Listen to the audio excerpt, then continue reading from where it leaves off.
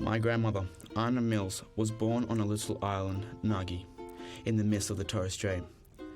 When Gran was a little girl, she was taught to look after the house when her parents were out and all the basic survival skills. But when she became older, she noticed more and more responsibilities were put on her shoulders.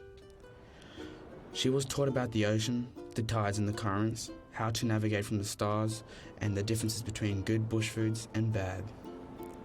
Living on an island, she didn't have many opportunities in education. She was only taught about her culture and other survival techniques. She didn't know the rest of the world existed. She was isolated from any source of knowledge. Grandma was one of those ladies who loved to discover and learn about new things. Gran's dad was a pearl diver, so Gran was able to attend Sacred Heart. This meant she would board there until leaving during the Christmas holidays, because her dad was out sailing the Torres Strait waters for 6 long, tiring months. This is what she always wanted, to learn and discover new things. World War II broke out, and the outer islands of the Torres Strait were no longer safe. Grandma and her 2 sisters were shipped back to her home island because the teachers didn't want to take responsibility for their lives, even though Titasey Island was one of the safest islands, because buried on the island was a Japanese princess. This meant the Japanese had to pay their respects and keep away from Titasey Island.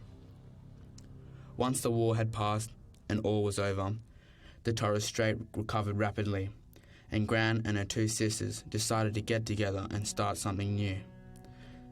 Just a small band, 3 sisters and 3 ukuleles, something they would enjoy and stay in their memories forever. The 3 sisters played music around Titasey Island and the Torres Strait. Then they got recognised by Seaman Dan and became really popular. He offered them a recording deal and bought them a studio.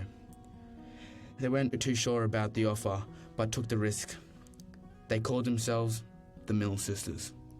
Gran and her sisters didn't do it for the fame or the money. They did it because this is what they really loved.